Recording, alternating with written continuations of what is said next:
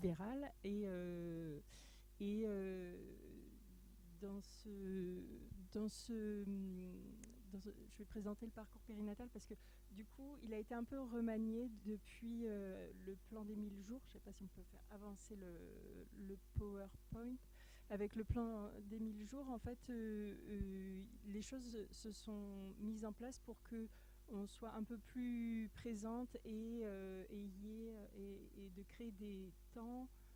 Il existait l'entretien prénatal précoce depuis longtemps, mais en fait, il y a eu des temps qui se sont rajoutés et qui ont fait que, en tant que sage-femme, on avait plus ce rôle de dépistage, en fait, peut-être, et de la possibilité d'orientation après, puisque du coup, il y a des choses qui existent aussi maintenant qui sont plus faciles parce que c'est bien joli de pouvoir dépister si on ne peut rien faire après. Si on peut orienter vers personne, on est bien embêté.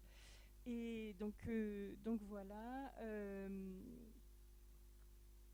Tout le monde sait ce que c'est que les 1000 jours. Je vais pas, voilà. On peut passer à la diapositive d'après. Et du coup, voilà, le parcours périnatal, donc, en développant un parcours périnatal adapté à la singularité des parents et de l'enfant qui vient de naître, on arrive à des choses qui sont plus adaptées et qui vont aider le devenir de l'enfant à venir.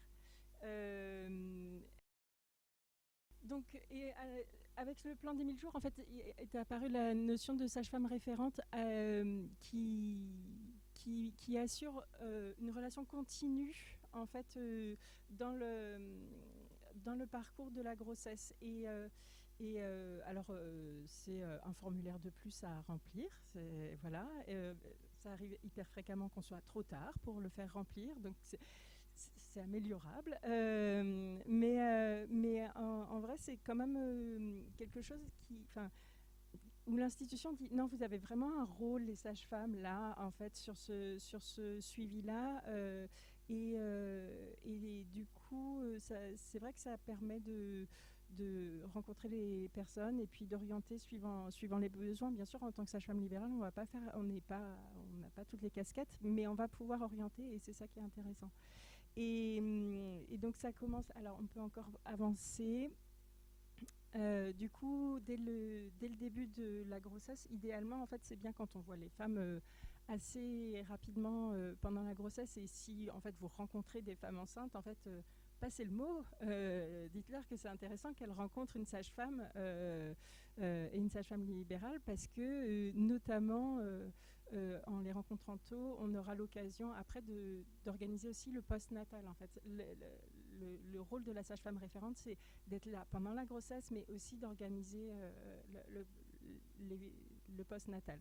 Donc il y a 2 temps qui sont prévus, le bilan de prévention prénatale et l'entretien prénatal précoce. Alors j'ai du mal à parler de l'entretien prénatal précoce parce que tout le monde a des avis différents sur ce qu'on doit y faire.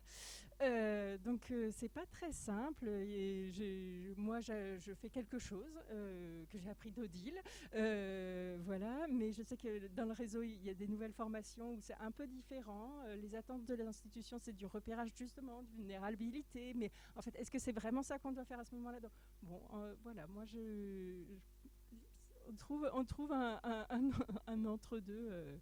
Mais on pourra reparler si ça vous intéresse sur l'entretien prénatal précoce. Parfois de la préparation à la naissance et à la parentalité si c'est le souhait des parents.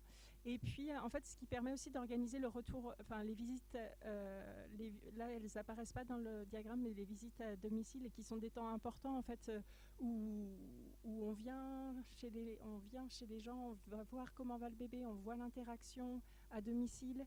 Et pour ça, pour nous, c'est quand même plus simple si on a vu les parents, en fait, pendant la grossesse.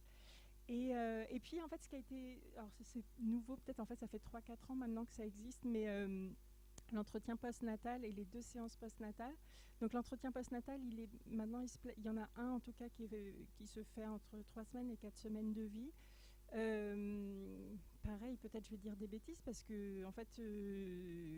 qu'est-ce qu'on y fait, cet entretien postnatal?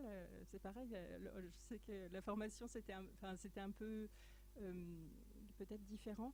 Moi, j'en fais un moment de repérage de la dépression. Je me sers, alors pas, je fais pas le questionnaire tel quel de dépistage de l'échelle d'Édimbourg, mais mes questions, elles sont quand même orientées sur la question du sommeil, par exemple. Ben, effectivement, c'est la question du sommeil, c'est pas est-ce que vous dormez? Non, bon, ok, mais alors votre bébé se réveille, ok, mais quand il s'est endormi, qu'est-ce qui se passe? Est-ce que vous arrivez à récupérer? Enfin, et quand même, en fait, ça donne des petites clés pour aller plus loin de comme est-ce que ça va bien, quoi. Enfin, parce que c'est un peu court. Et puis il y a 2 séances postnatales et de soutien à la parentalité, ça c'est aussi intéressant. Ça peut être sur des femmes qui ont fait des séances en groupe, qu'elles se retrouvent en groupe au cabinet, et de ce soutien de pair, en fait, il est aussi hyper important, et on va en reparler du coup avec Léla Epp. Voilà. Donc ça peut être un moment de construction de soutien entre femmes. Voilà, et pour la suite, c'était fini. C'est tout ce que je racontais.